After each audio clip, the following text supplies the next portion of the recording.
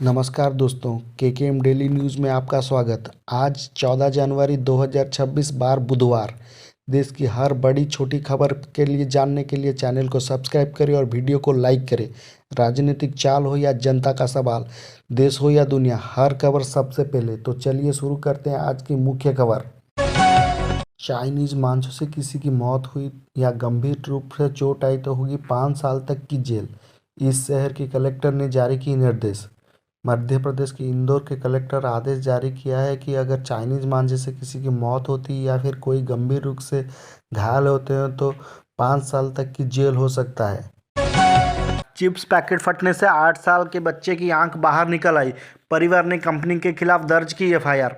ओडिशा की बलांगीर जिले के टिटलागढ़ थाना क्षेत्र अंतर्गत साहनगढ़ गांव पे सोमवार एक बेहद दर्दनाक चौंकाने वाली घटना सामने आई, जहां चिप्स के पैकेट फटने से एक 8 साल के मासूम बच्चे की आंख पूरा नष्ट हो गई। इस हादसे के बाद पूरा इलाका में डर और गुस्से के माहौल छाया हुआ है और इस हादसे को लेकर परिवार वर्गों ने पुलिस में एफआईआर दर्ज करवाया है। मुख्यमंत्री की सुरक्षा में हुई बड़ी चूक, मच गई अफरा तफरी। ओडिशा के राजधानी भुवनेश्वर में सोमवार को उस समय हड़कंप मच गया जब मुख्यमंत्री मोहन चरण मांझी के सुरक्षा व्यवस्था में एक बड़ी चूक सामने आई। यह घटना उत्कल विश्वविद्यालय परिसर में हुआ, जहां मुख्यमंत्री राष्ट्रीय युवा दिवस के अवसर पर आयोजित एक कार्यक्रम में शामिल हुए थे। कार्यक्रम दौरान अचानक एक युवक ने हाथ में कागज लेकर मुख्यमंत्री की ओर बढ़ने लगा। मुख्यमंत्री की तरफ युवक को आते देख सुरक्षाकर्मी ने युवक को घेर लिया। अमेरिका का बड़ा एक्शन, 1 साल में 1 लाख से ज़्यादा वीज़ा हुआ कैंसिल। अमेरिका ने वीज़ा नीति पर बड़ा रुख अपनाया है। पिछला 1 साल में 1 लाख से ज़्यादा वीज़ा रद्द किया है। अमेरिका का स्टेट डिपार्टमेंट के अनुसार ये आंकड़ा रिकॉर्ड लेवल पर है और प्रशासन की कड़ी इमिग्रेशन पॉलिसी दर्शाती है। इसमें छात्र और नौकरी करने वाले सामान्य पर्यटकों के वीज़ा भी शामिल है। खास तौर पर H1B वीज़ा, L1B वीज़ा और O1 जैसे स्पेशल वीज़ा कैटेगरी में भी बड़ी संख्या में कैंसिलेशन हुई है। राहुल गांधी ने सिद्धारमैया से की मुलाकात। कर्नाटक में सीएम बदलवाने की अटकल हुई तेज। कर्नाटक में डीके शिवकुमार और सिद्धारमैया के बीच मुख्यमंत्री कुर्सी को लेकर बयानबाजी चल रही है। मंगलवार ने पीएम सिद्धारमैया और कांग्रेस सांसद राहुल गांधी की मुलाकात हुई है। इस मुलाकात के बाद सिद्धारमैया का बयान सामने आया है। कर्नाटक मुख्यमंत्री सिद्धारमैया ने राज्य में मुख्यमंत्री की पद पर संभावित बदलाव को लेकर मीडिया में जारी अटकलों के मंगलवार खारिज कर दिया। उन्होंने दोहराया कि वह कांग्रेस का आलाकमान के फैसले से पालन करेंगे। बांग्लादेश में हिंदुओं को हो रहा है अत्याचार। एक और युवक समीर दास की बेरहमी से किया गया कत्ल। बांग्लादेश में हिंदू समुदाय के लोग की तरफ निशाना बनाया जा रहा है। बांग्लादेश में हिंदू समुदाय लोगों के खिलाफ हिंसा दिन ब दिन बढ़ते ही जा रहा है।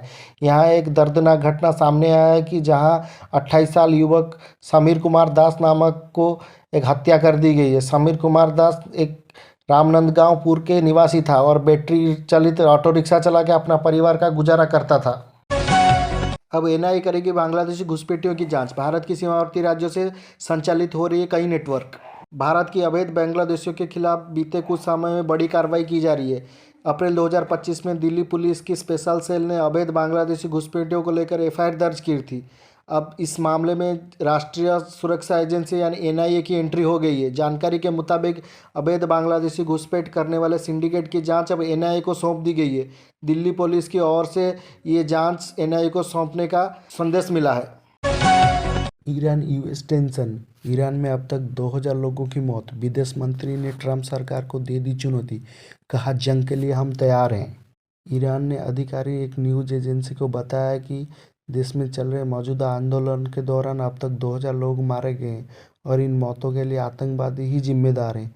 उधर ईरान के विदेश मंत्री अब्बास ने अमेरिका का खुली चुनौती दे दी है और कहा तेहरान अमेरिका के किसी भी कदम का जवाब देने के लिए तैयार है।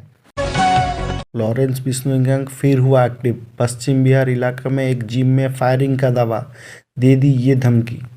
दिल्ली में लॉरेंस बिश्नोई गैंग ने फिर एक्टिव हो चुके हैं। लॉरेंस बिश्नोई गैंग ने दिल्ली की पश्चिम बिहार इलाके में एक जिम में फायरिंग का दावा किया है।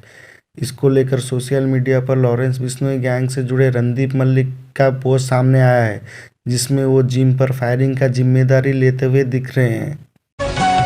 हैदराबाद में गैस रिफिलिंग केंद्र में लगी भीषण आग, लगातार हो रहे धमका, दहशत में भागे लोग।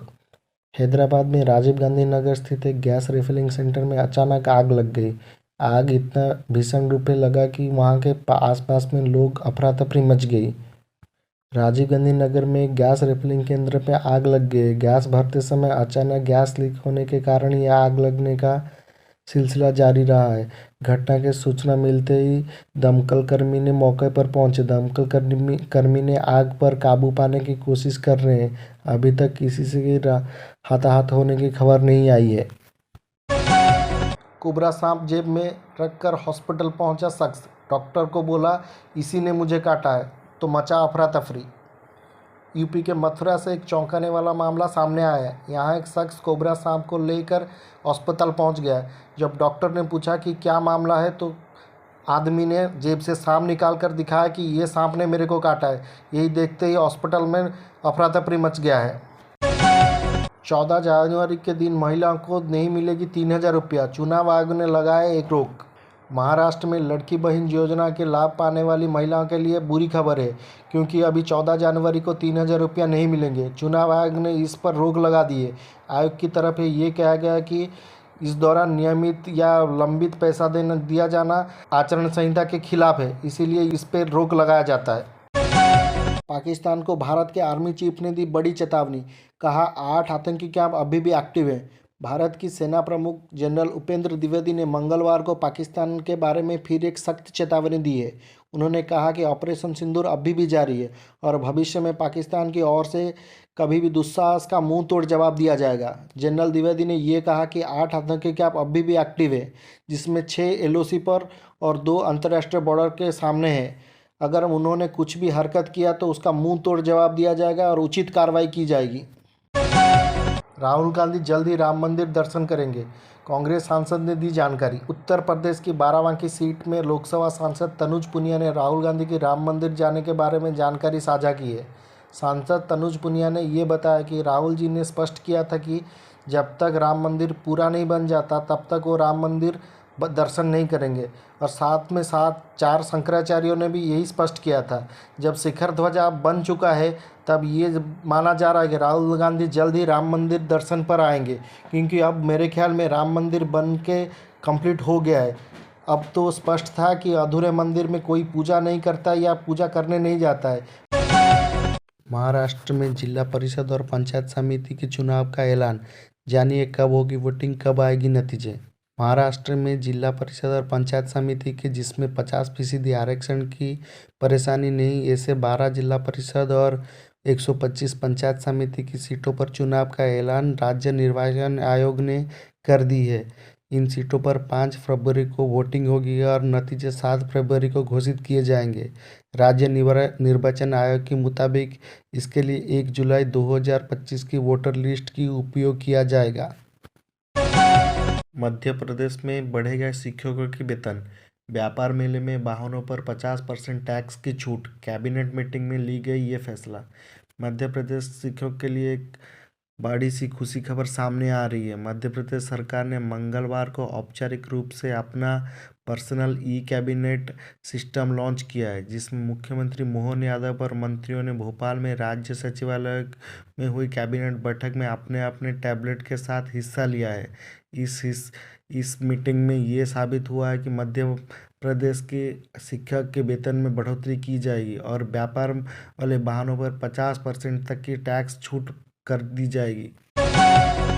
महिला टीचर ने राष्ट्रपति से मांगी इच्छा मृत्यु, खून से डीएम को पत्र लिखा। यूपी की बागपत में एक चौंकाने वाला मामला सामने आया है। यहाँ मानसिक और शारीरिक उत्पीड़न से परेशान होकर एक महिला टीचर ने राष्ट्रपति से इच्छा मृत्यु की मांग की है और वो खून से डीएम को पत्र लिखकर सौंपा है। पीड़ित महिला टीचर ने कॉलेज प्रबंधन पर गंभीर आरोप लगाए। इस मामले के सामने आने के बाद जिले में हड़कंप मच गया है।